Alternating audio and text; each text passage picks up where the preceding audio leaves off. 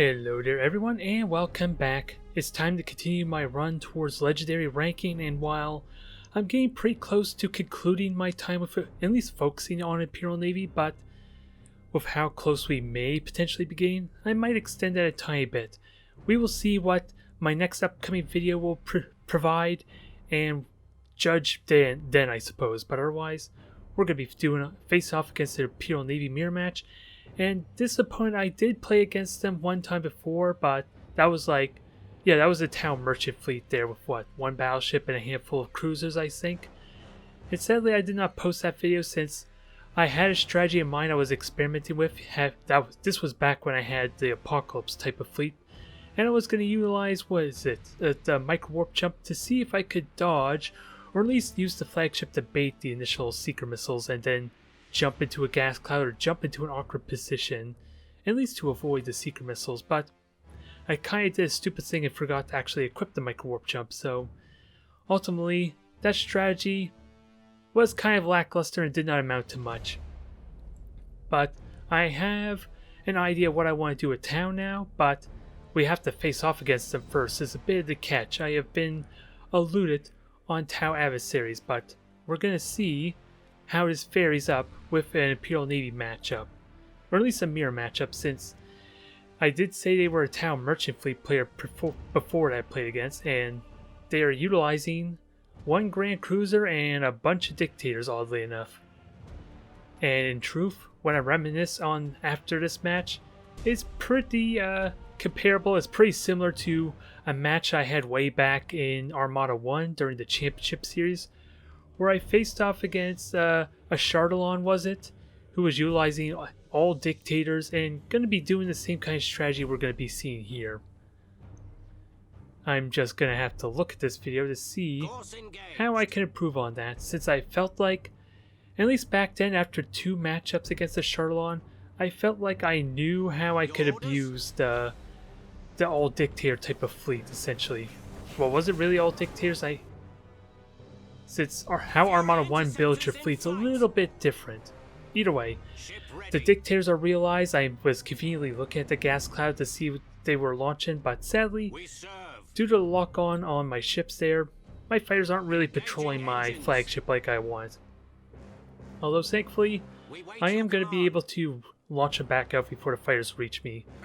Only thing I'm oblivious to until I check later is they're going to be shooting torpedoes at me as well at long range. And with the limited charges of torpedoes, even with 6 charges, if I can weather that pretty damn well, especially keep in mind that the Dictators have a lot more limited macro weaponry, I could potentially be in really good shape, at least for a long range firefight. It just comes down again to how well I deal with their torpedoes, and there's the reveal of the torpedoes now. I'm just realizing then. And how well it's how well I fire torpedoes at them and do damage versus dodging theirs. And I think I'm going to switch to brace for impact in a moment. I have about 6 seconds to worry about. And at least in this case, due to the arc, I'm going to dodge this I'm doing a terrible job with words today, I apologize, but this first salvo looks like it's going to be a pretty promising dodge. So much so that I'm not even looking at the ships anymore. I'm that confident that I'm going to dodge them almost completely there. But that was the first torpedo salvo, and we have 5 more to go through. Yeah, and as you can see, I took no damage of note. And I think I prepare for my own torpedo salvo pretty soon here. And here comes the second one. Although, what I want to try and do here is try and crisscross my torpedoes. You kind of can see it to a limited extent, although I accidentally hit myself with my own melted torpedoes, but the idea is to try and set a move order to like maybe halfway before you reach your opponent, as narrow an arc as possible, and then ideally, best case situation, the torpedoes will crisscross and are much more likely to hit the side of the ship as opposed to the narrow prow. In this case though, my arc was not the best, but my fighters are going to do work here. They're going to catch everything. All I had to do was burn retros to make sure the fighters are still hovering over me.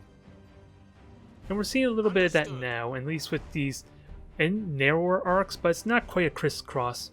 And also pay attention, I got a good number of melted torpedo hits on my opponent, And I don't think they use emergency repairs in any situation, so I'm going to get a good amount of damage softening up here. And hell, even here I dodged these shots incredibly well. Sadly I had to burn 2 emergency repairs, but I would have been really happy if that burnt only the 1 on the flagship. But as you can see, we're doing equal trades there to an extent.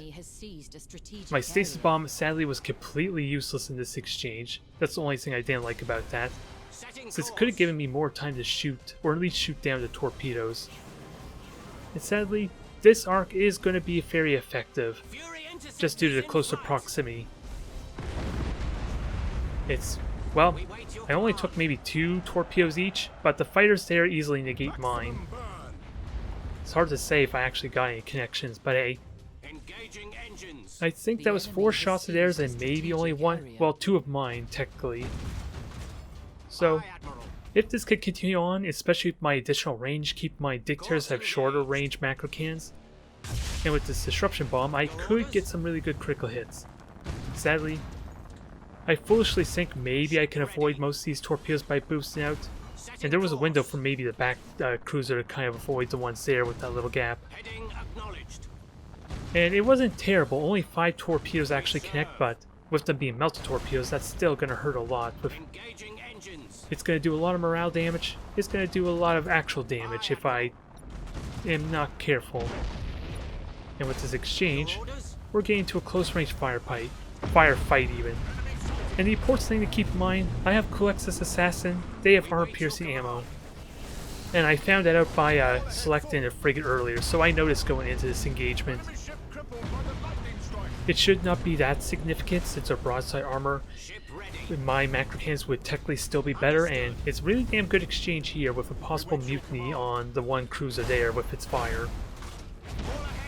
Although maybe I could have got more melted torpedoes there. Either way, I'm trying to maximize my broadside damage, since again, even though they have the armor piercing, I should theoretically do so much more damage.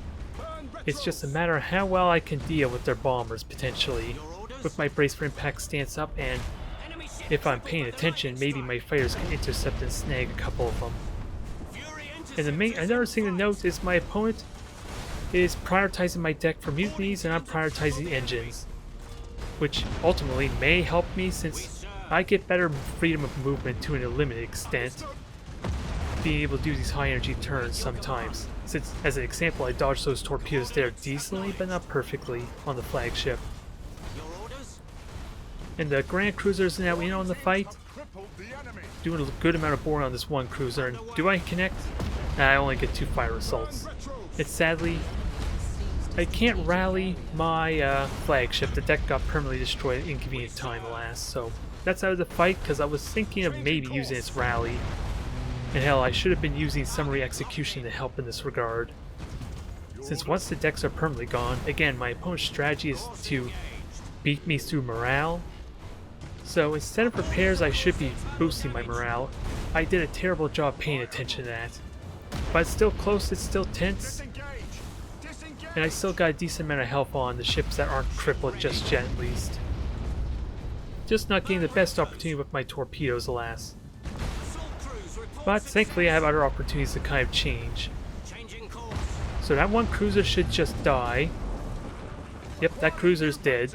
We're down to what? A Grand Cruiser and a Drifting Hulk that actually got bored to death, and this one's going to repair its fire assaults, the cruiser we're seeing now, I think. Or at the very least, they're just going to execute the crew multiple times as needed. And thankfully my brace for impact is going to mitigate these bombers incredibly well. Not all of them, but greatly minimize the damage quite well. So all that's left, well, I have only 2 cruisers versus their 2, arguably. If I'm willing to commit to finish off this one up top, then it's just 2-on-1 up to this point until my opponent wants to recover this 1 Drifting Hulk. Which they could get some time to get use out of it since my boring options are not available at the moment. Good fire assaults there. I kind of was hoping they didn't have the repair available, so that could have made a big difference. Otherwise that should have been just a regular dumbfire or damaged torpedoes. Since I'm going to have a hard time getting a second salvo in with only 2 cruisers and my combustion gauge kind of spent a bit. They just now are getting recharged.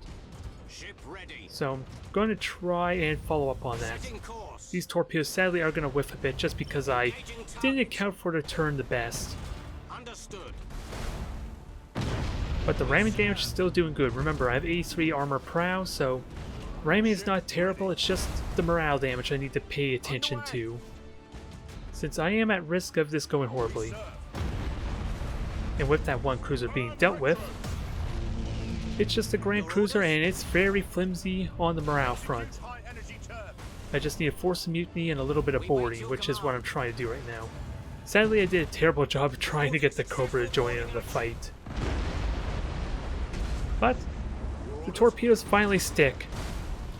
All that's left is actually a sword that's around somewhere, and this one derelict ship that was never reactivated.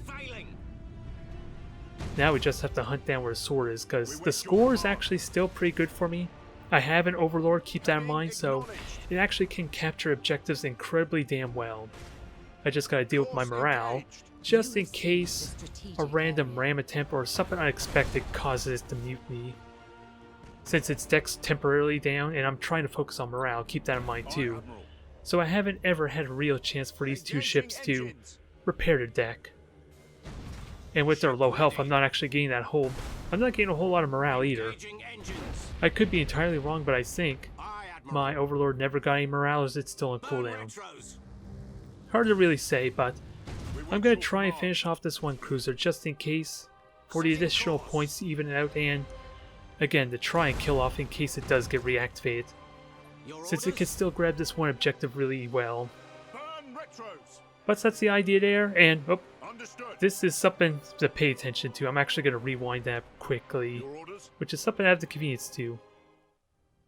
If you notice right there, there is a tiny blip, and this is a bit of a glitch with the game. I don't know if this is an accurate representation where the sword frigate is, but if you don't actually hover your screen over a concealed ship, it basically is going to be visible for a very brief period if your screen ever moves to it at any point later on in the match. And I think this is what just happened here. It's hard to say if I just cheat the game a little bit, figure out where that sword is, but I think at this point I think I've won. It just would have dragged out a little bit longer. So I'm aware of this blip, and this is going to affect my mindset for the rest of this match on why I scanner pulse everything. Understood. Immediately I send my Cobra over there. I don't know if it's completely accurate. It could be a little bit misplaced from previous experience, because I've been aware of this for a while. I just have never bothered to try and exploit it. This was an unintentional occurrence, but I try and make the most of it. Since I feel like I did one, maybe that's a bit of an overstatement, since the score could very easily change a little bit with 3 objectives. But this prompts the scanner pulse, and I don't know if that was close enough to where I saw the blip, but we revealed the sword. I think it's a sword, or is it a firestorm? Well, that answers my question there. It's the firestorm with the frigate. So, we spot the last frigate, and this is game as a result. Still a question of maybe it was a little bit arrogant to say it's a victory, but with me already neutralizing this point, because again, Overlords that capture objectives incredibly fast for a battlecruiser, so this is the one case where having the battlecruisers is a real boon here. So I don't think it was any real risk, outside of maybe the Cobra getting destroyed. That could make it a little more closer. But in truth, in retrospect, if I had stayed at maybe max distance possible, played more of a longer game, since I was weathering the torpedoes decently and the fighters well, I like to argue, I could have maybe won that out a little more regularly, or even just switched to armor-piercing ammo since my Colexis Assassin didn't do much either. Okay, now we're going to get ourselves a rematch with our Chaos Corn friend here, and they did mix up their fleet. This was the same opponent I had that was utilizing the 3 despoilers and trying to harass me at long range with their fighters and bombers while grabbing the objectives around the map. And thankfully my Dictator was incredibly good at deflecting them. it gave me the valuable time to at least deal with the light cruisers and frigates early on, and then it protected me when I chased after our battleship friend. But this time, like I said, they're mixing up. They're utilizing, the 4 desolators? And I can't remember what the other ships were. I'm assuming maybe it was just a frigate or a light cruiser as well. I want to say it's a light cruiser considering they're 4 desolators after all. They're a little more expensive than you would think 3 despoilers would be. Even if the carrier ships more often than not are a lot more inflated. That is what we're up against. So we're going to be dealing with a lot of potential torpedoes. In all honesty, I'm trying to figure out, how close is it to the same number as mine? I think it would be equivalent to just a little bit over 5 of my cruisers, so I still got the better torpedo count, on top of course short burn torpedoes, which is a big deal for trying to hit my opponents at medium range. And by medium range, of course, I'm assuming around 9,000 unit range. Maybe a little bit longer, depending on what kind of ships we're shooting at, of course. But since desolators have a really good speed, if their broadsides are kind of turned to me, it's really easy for them to just boost on out more often than not. It's just if I can catch them when they're turning a new heading, that's where it can really punish them. Because sure, they have really good speed, they have terrible turning radius though, especially without high energy turn. But otherwise, this should be a fun match, although, since again the desolators are all land space with the torpedoes, I am kind of going to be strongest in close. When I get in close anyway, and of course enjoy more of this dang RP monologuing that's going on again. It's a little bit of fun in games until someone loses a battleship. Although I'm safe because I don't have a battleship, so the rules don't apply to me. But our opponent here has 4, and I'm going into this initially wondering if they're grand cruisers at first. So I think I changed the priority to generators once it's realized. And more often than not, it probably never is a bad idea to try and prioritize the deck, especially when I'm utilizing the Kulex's assassins so much. I just really like destroying the engines because then I could start isolating ships is the main benefit of it, especially if I can conveniently fight at longer range. Which against Chaos may not be the best idea, but again, we're only dealing with 4 ships and at this point I'm just assuming maybe they're grand cruisers.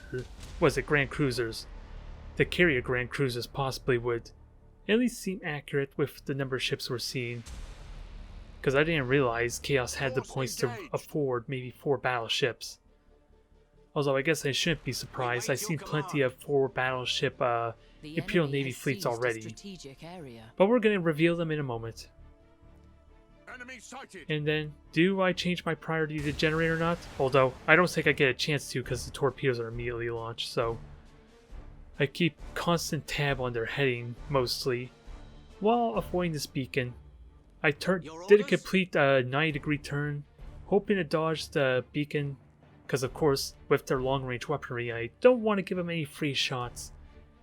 And trying to grab this objective is an awkward placement anyway, since there's no gas cloud, no asteroid belt, especially when it's covered by the beacon so well. So I just turn my prow and prepare for this arc.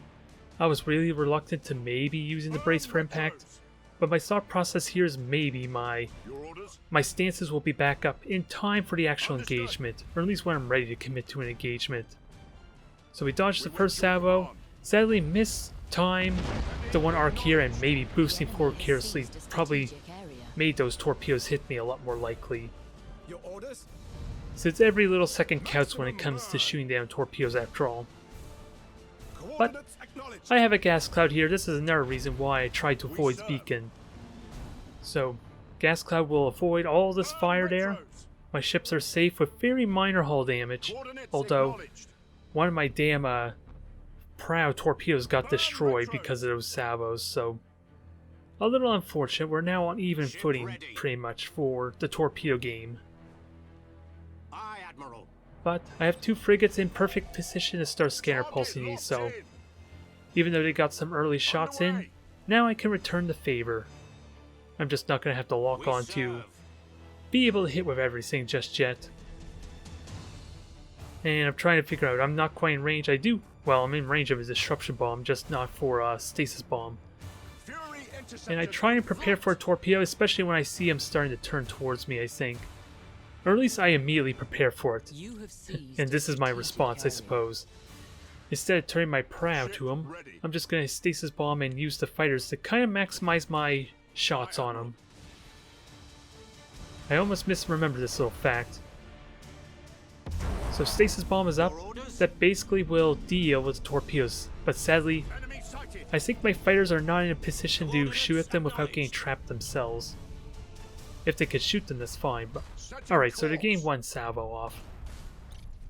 So that stasis bomb paid off. It allows me to keep my heading and keep my momentum forward some. Or at least my aggressive nature on my opponent. We wait your command. And thankfully the brace for impact is still up, so the rest of the torpedoes do absolutely nothing. And this wreckage is actually convenient for me. It kind of denied me doing my own torpedo run, but I'm about to change that right now. We serve. I'm getting super aggressive now. Instead of lock on, we're on reload for the faster recharge, ideally. And we're going to be taking a lot of damage on this one cruiser, it goes without saying, but thankfully, with the hard disengage from my opponent, I'm relatively safe otherwise. It's just the boring damage that's definitely going to be felt. We serve. And I also burnt my summary execution for this as well, once I see my opponent kind of run away from me. So it's nicely allowed me to keep up with them. I'm just not quite in the ideal sweet spot yet, but melted torpedoes connect. That thing's going to burn incredibly well, and I have more torpedoes to call upon to just continue putting the pressure on this thing. And hell, I immediately, put a Colexus Assassin on there just to force the first mutiny. Start getting that guaranteed critical hit on this thing. There we go, this is looking really promising now. Since Lances aren't nearly as effective in close because they don't get additional damage the closer range I am after all. And now, we're going to finish off this battleship in style. Not one, not two, 3 rams, excessively, and we're just going to go through that and do it again. This is kind of the most satisfying feeling you can get with Imperial Navy. Because I'm not even shooting macro cannons at this thing, just witness how quickly this thing is going to die, being constantly rammed by 3 cruisers right now. It's a little excessive, but that thing is already dead. But damn, does it feel good. And we got a permanent engine destruction on this one battleship, so it's completely limping. And the other one took heavy troop damage as well. So safe to say, this is looking promising for me. All that's left is to clean up the mess, and my opponent, though, is going to be trying to commit to grabbing the objectives behind me. Although I remember now what they were utilizing, it's just 3 frigates. So it's nothing too terrifying. I just gotta equalize the score by, I was gonna say potentially killing off the Desolator, but it's still effectively equalized. Although alas, there's not really a whole lot more left to see, since again my opponent's just committing to basically grabbing the objectives, so I think in this case, we're just gonna skip on forward to the end there, because the third match is going to be a lot more serious kind of a game of cat and mouse, since I'm going to be face off against a light cruiser heavy Imperial Navy fleet next. Alright, so we're at the end, we found all the frigates, and they're just warping out conceded now at this point. It's just to save everyone a little bit of time maybe. It wasn't too exciting otherwise, it was just trying to find some frigates otherwise. So now let's get to the interesting type of match, I suppose. Since like I already hinted at, we're face off against another Imperial Navy match. Although my opponent is going to be utilizing 9 light cruisers. Almost exclusively light cruisers, which is going to be interesting. But with the nerfs to them, it may not be most practical, we will see. Alright, let's get into our match with the Imperial Navy yet again. And like I hinted at, it's all light cruisers, 6 of which are going to be Dauntlesses, and 3 of them are going to be Defiances, surprisingly, and they are going to catch me off guard a little bit, since the main idea against heavy stealth-oriented type of fleets, especially when you know they're light cruisers and you can kind of fight them 2-on-1 with these kind of cruisers, I am going to try start spreading out my fleet a bit. Especially once I start pinning them down, because there are definitely a couple of factors you need to keep in mind when facing off against such a light cruiser heavy fleet. For one, just like how the Tyranids and the Eldari with their boosting you can hear, you can also hear them going all ahead full, even if they're utilizing a mission dissipator. You're just going to need to pay attention constantly for when they start utilizing them, so you can kind of pinpoint where they're going. And of course, the more ships that are boosting in an area, the louder it kind of becomes, so once you get used to it, you can kind of pinpoint exactly how many ships may be boosting that area. So it's helpful in that game there. I just, again, with all the light cruisers, it's impossible to tell how many we're up against. Since initially I do assume maybe the fleet's high in the gas cloud, I'm going to launch a bunch of fighters as a result of that. So, I see nothing. I'm left to wonder a couple things. I almost don't think the gas cloud here... Well, actually, that's the one on the right, but I don't think the one on the left is big enough to conceal an entire fleet. Maybe 4 battleships they could get away with, but they're in a very obscure spot there. And then otherwise you're going to see me roaming around the screen, the map, just listening for audio cues essentially. And then I'm wondering, I do boost forward, but I think I boost after I get the confirmation. There you go, you can hear the boosting, you can even see the debris being pushed as a bonus. So we know there are light cruisers, and I'm kind of looking carefully to see how quickly they grab the objectives too. Since I was briefly just comparing it with my frigate, and so far it didn't seem abnormal. But once they grab that top objective, or at least both the objectives relatively quickly, I get confirmation that we're dealing with a good number of them. There is pretty much nothing hitting the gas clouds. I'm again just wondering, when do I start boosting forward to try and cut down? Okay, well that answers my question. And the idea here, of course, is to take advantage of the one thing that light cruisers normally would give you, which is the mobility. So if I'm the one that can boost around recklessly and cover more ground quickly, then suddenly I can capture objectives better than my opponent. And if they ever boost, especially in like with several of their ships, then I kind of can hunt them down to a limited extent. And I'm gonna be listening intently on that too. It may be incredibly difficult for you to hear on your end, especially with my commentary, but that's what I'm kind of doing right now. Conveniently we get a frigate spotted, but we know we couldn't capture that objective that quickly. No one's fooled by this.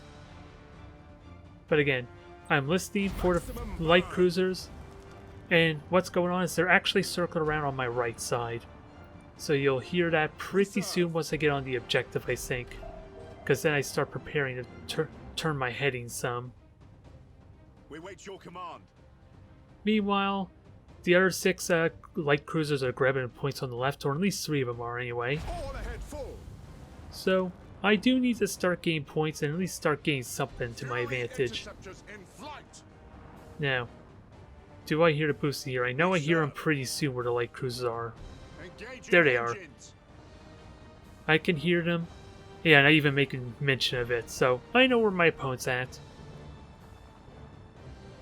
And the fighters kind of position it perfectly in a way that it kind of can serve as an opportunity for me to reveal their ships. So I can intercept them well. I just gotta make sure to get this objective to at least keep myself in the point game. And I was saying I was going to spread out my fleet, but I'm going to commit to that once I get me some early kills and catch these ships first. And I do have a scanner pulse as well.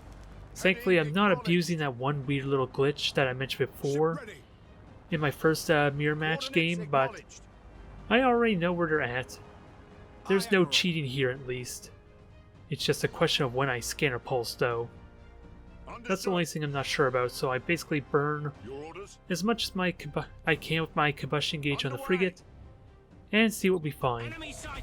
Although my opponent did not hold fire, so that's a nice added bonus there. It timed out well, but I could have just waited a few seconds and that would have confirmed where they were at. Now the strategy here, if you notice, I'm prioritizing the deck because that destroys and denies their solid running. And since they're light cruisers versus my lock-on, they're going to take critical hits really easily. I just need to hit them with enough rounds to make them stick. And as you can see already, one deck's permanently destroyed. That ship cannot silent run for the rest of the game. That is my main strategy here. Basically put the searchlight on them so they can never hide themselves for the rest of the match. And conveniently I do spot another light cruiser. And with my lock on, I'm actually able to get... I'm going to do some decent damage to him, but this is where I decide to spread out the fleet.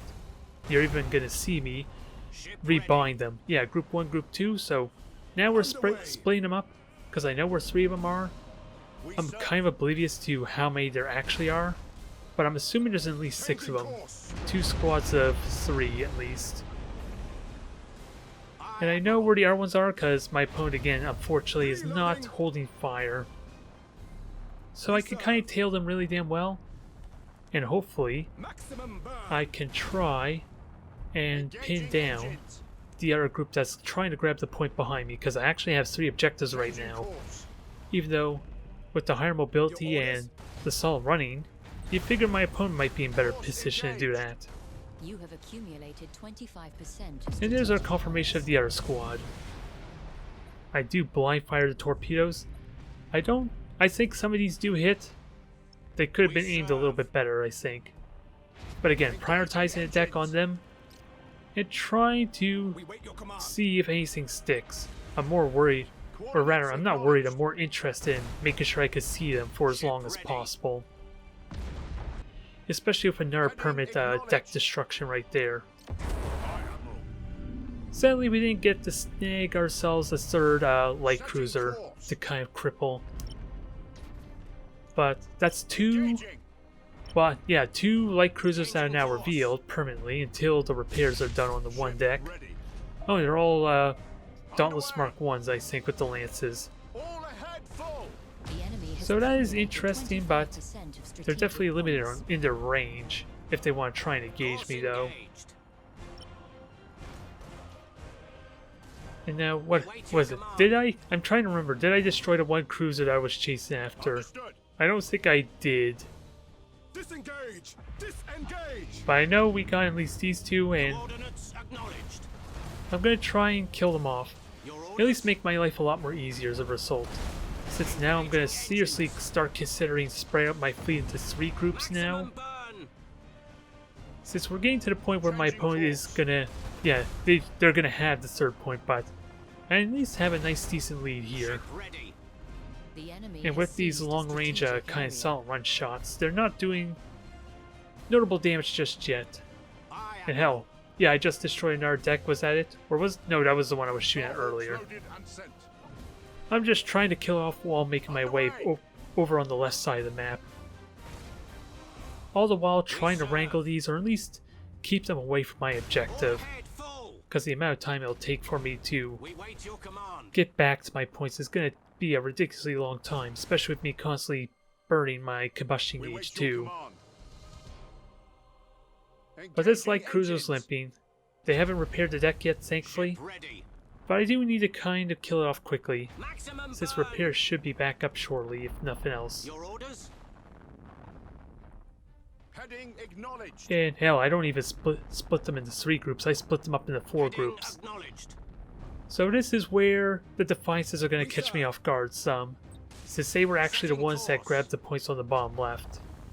And there they are revealed now. Tries a might with the brace for impact. I don't even know what the brace for impact was shooting at there, or the point defense. It almost looked like they were shooting off screen and not even damaging the assault boats. As weird as that may sound. Thankfully I have the cold arms to minimize that damage. Aye, Admiral. And that one light cruiser should be dealt with quickly. Enemy ship crippled by the lightning And at this strike. point, I honestly can't remember how many light cruisers I You have dealt with. seized a I strategic think maybe I area. only killed off 3. This We may be the serve. 4th one here. So we're doing Heading decently, acknowledged. especially if that one there I'm seeing is kind of one with a destroyed Assault deck. crews report success. Although, Setting course. let's pay no attention to the terrible torpedo shot, shall we? Aye, Admiral. I was trying to rush it so I can get more macro cannon shots in.